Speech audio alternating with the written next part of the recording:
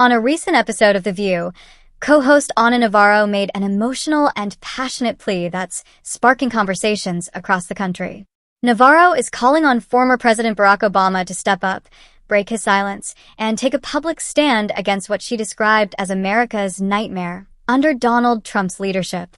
With Trump deep into his second term, Navarro argues that these are not ordinary times where former presidents can afford to stay on the sidelines.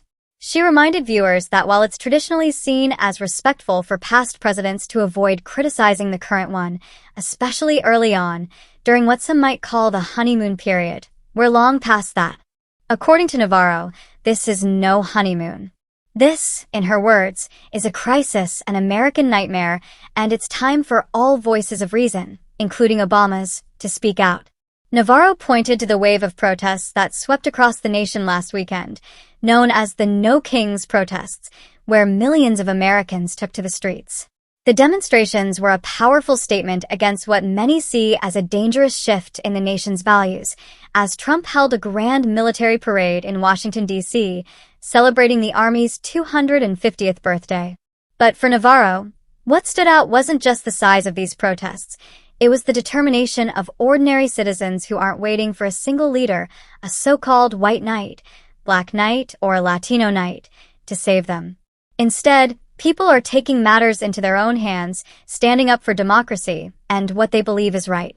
Yet, Navarro believes that having influential voices like Obama's could amplify that effort, offering guidance and hope in these uncertain times. She spoke fondly of Obama, acknowledging that it's been nice to see him enjoying life after the White House, making movies, writing books, and, as she put it, making money. But admiration aside, Navarro feels that the stakes are too high for Obama to stay quiet. She said plainly that America is in danger, and so are its democratic values. For her, it's not just a matter of politics, it's a matter of moral responsibility.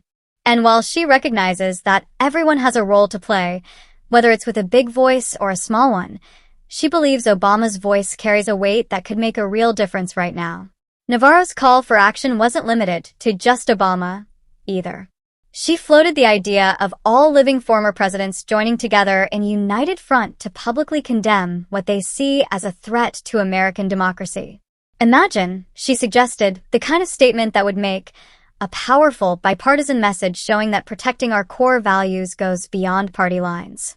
Interestingly, this isn't just Navarro's view.